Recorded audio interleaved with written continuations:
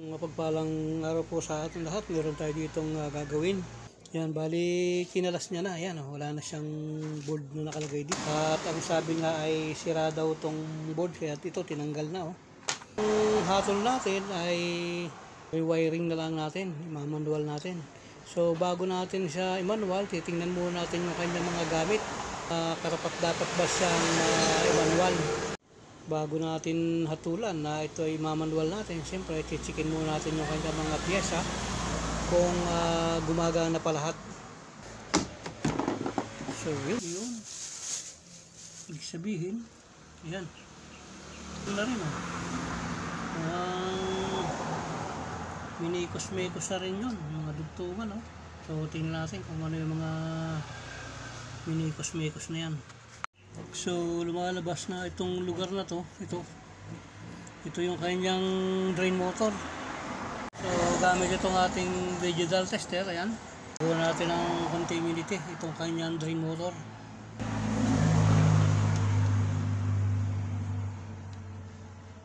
So yun, nakakakuha tayo ng 0.590 ohms. So ibig sabihin buo yung ating drain motor. So itong tatlong wire na yan yung ating wash motor at spin motor. Dito nakalagay ang ating spin, magkasama yung spin motor at wash motor. Isa lang sila kasi automatic na ito. So titingnan natin itong kanyang linya ng wash motor kung buo siya. Kalasin natin yung pagkakadugtong. So yan, ito nga yung ating wash motor yan. Ito yung ating drain motor. Ito naman yung sa capacitor. So tatanggalin din natin yan. Ihiwalay natin lahat yan. Pagpuputol-putulin natin. Ang atin kasing titingnan dito ay kung siya ay wawas at siya ay mag-i-spin. Kung yung dalawang yun ay gumagana, so pwede natin siyang i-convert.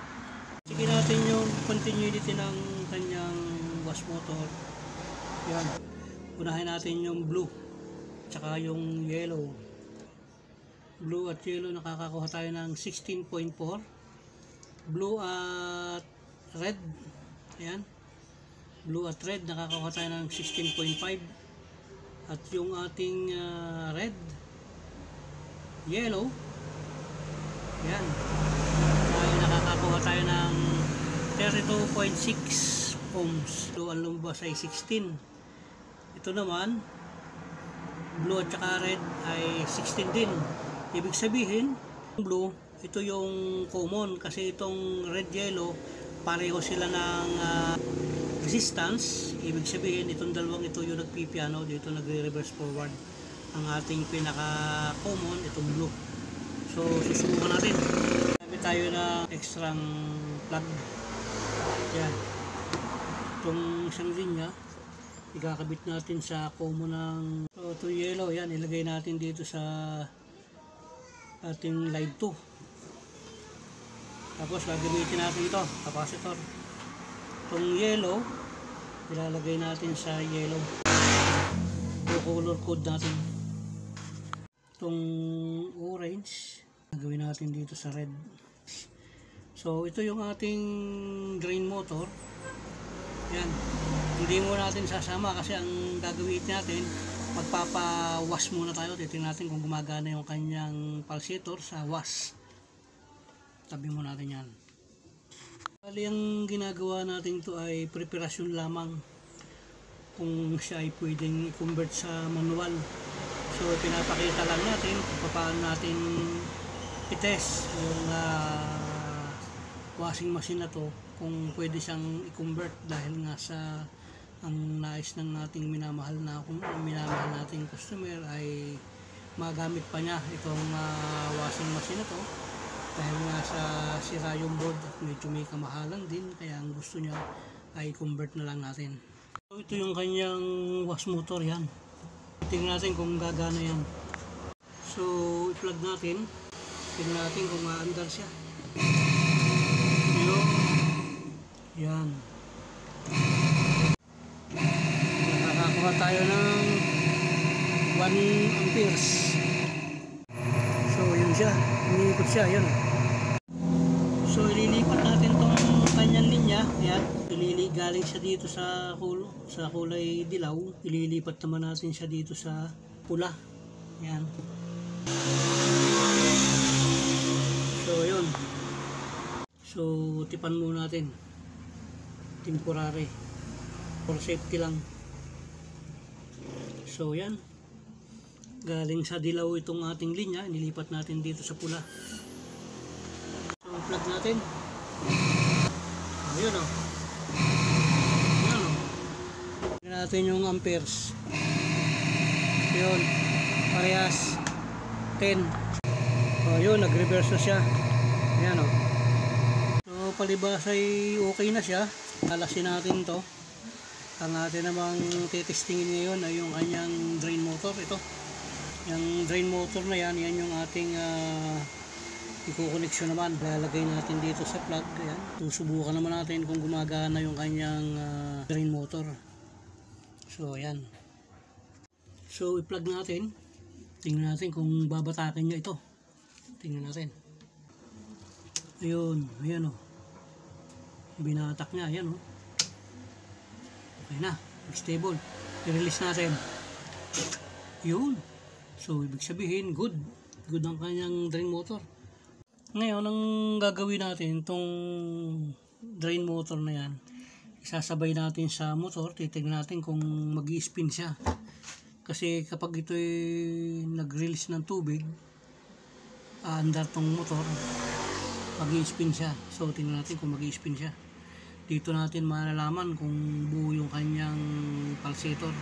So, itong isang linya ng drain motor, yan, isasama natin sa common ng motor. Ayan, sasama natin siya. So yan, linya ng drain motor. Ito naman yung common ng ating motor. Tumuloy siya dito sa ating linya. Ayan. Yan, ito yung ating plug, itong itim. Yan. So yan na. Yan ang connection. Ito ang isasama natin to dito. Itong drain motor dito sa kabila. Yan. I-tape natin siya dyan. Bali, itong blue ng common ng ating wash motor, ito ang gagawin nating line 1. At ito namang dito sa violet na drain motor, ito yung gagawin naman nating line 2. So, ang gagamitin muna natin itong yellow. Ito yung yellow. Titingnan natin kung iikot yung kanyang drum. Yan. So, sa pagkakataong ito, ay sasabay na natin tong kanyang drain motor. Yan. Inilagay na natin sa linya. Ang una natin gagamitin ay itong yellow. Titingnan natin kung siya ay i-spin. Kasi kanina sa wash, hindi sumasama yung kanyang drum. Pag nag-spin siya, dapat kasama yung drum. So, ang gamitin natin ay itong yellow. Yan. Tingnan natin kung mag-i-spin siya. Babatak yan. Pag tumigil yan, dapat mag-i-spin siya. Tingnan natin.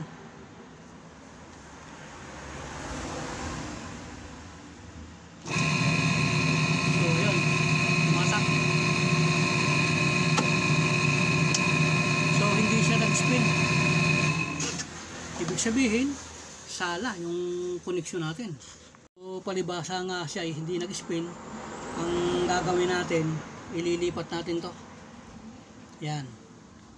Kukunin natin tong spin motor at saka yung linya. Iwan natin tong yellow. Ililipat natin siya dito sa pula. Ayan, dito sa red. Dito natin siya ilalagay. Ayan, ang red. Ayan o. Kasama ng ating line 2. Ayan. Ayan o. Ayan. Ayan. So, galing sa yellow. Ayan, hiwalay natin itong yellow. Inilipat natin siya dito sa red. Ayan. Paanda rin natin. Titingnan natin kung mag-i-spin siya. So, tingnan natin. Ayun. Ayun. Ayun na. Nag-i-spin na. So, yun. Nag-i-spin siya. Ayan o. Okay. So, ibig sabihin ay buo siya. Gumagana lahat yung kanyang mechanical, maging yung kanyang electrical. So, pwede tayong mag-convert nito. Pero bago natin to tuluyang i-convert ay pipilitin nating makuha yung board sa minamahal nating customer. Titingnan natin, susuriin natin at bibigyan natin siya ng option kung makita natin yung board, kung talagang dapat nating i-convert ito dun sa manual o gagamitin uli natin yung kanyang board. Yung ginawa natin kanina, yun yung tinatawag na direct test. Pero kung gusto natin na gamitan ng ito, timer ng spin, ay pwede rin naman. So gamitin natin to, itong spin timer nya. Subukan naman nating ikabit na mayroon siyang spin timer. Titingnan natin kung paano siya mag-i-spin. So yan, palibasa nga sa ating pag-obserba kanina, nakita natin na itong red ang spin, no? So ang gagawin natin diyan, kakalasin natin to. Ito, itong linya. Kakalasin natin tong linya, ayan. Ihiwalay natin tong kanyang spin. Ito spin, ito yung linya ng motor, ihiwalay natin 'yan. Pagkatapos yan, itong linya ng capacitor nakasama na siya dito sa red. Ayan, nakasama siya sa red. Yan. Pagkatapos yung line 2 natin, dumiretso na doon sa kanyang spin motor. Ngayon, itong isang linya ng ating timer, itong red ang gamitin natin. Ilalagay natin siya rito sa motor. Ayan, yung isang linya, ayan. Ilalagay natin siya dyan. Ayan. Pagkatapos yung isang linya, itong ating spin motor na yan, ayan. Ilalagay natin dito sa line 2 kasama ng drain motor. Ayan. So ganyan po ang magiging connection niya. Ayan. Ayan. Layo natin ang camera. Ayan. So ulitin natin. Yung ating line 1, yung common, permis lang yan. Hindi natin gagalawin yan. Ang nagbabago lang dito sa lugar na to, sa spin. So yun, yung violet, sinagay natin sa line 2. Tapos yung isang linya ng ating spin timer ay dumiretso dito. Yan. Lumabas siya saan? Dito sa linya ng motor. Yan. So ganyan ang magiging tayo ngayon yan. So panda rin natin. Pag gumamit tayo ng spin timer na to, yan. Unang tatakbo. Ito. Yan ang unang magbubukas dyan. Hindi pa andar ang motor kasi nakaupa tong ating spin timer. So, gawin natin. So, pansinin nyo to ha. Unang aandar yan.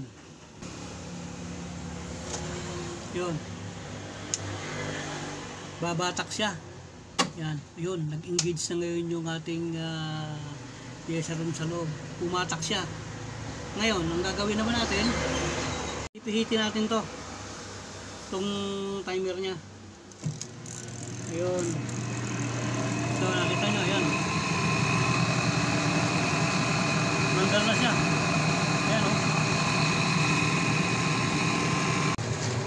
Ayan. Luto natin. Ayun.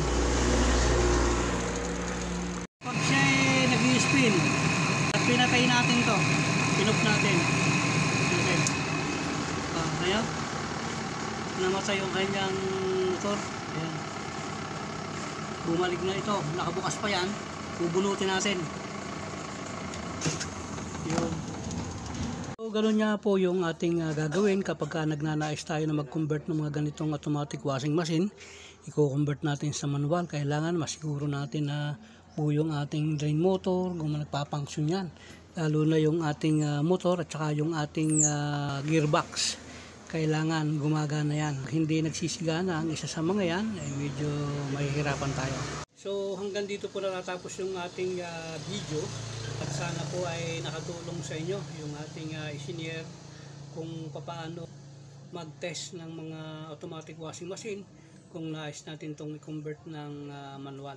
So ganun lamang po at marami pong salamat sa inyo lahat. Maraming salamat po sa patuloy nyo pong pag-subscribe, pag-like at pag-share ng ating video. Marami pong salamat. At sa mga hindi pa po nag-subscribe, paki-subscribe na rin po. Marami pong salamat at isang mapagpalang araw po sa atin lahat. Nawa po ang biyaya at pagpala ng ating Panginoon ay sumating. Maraming salamat. God bless you.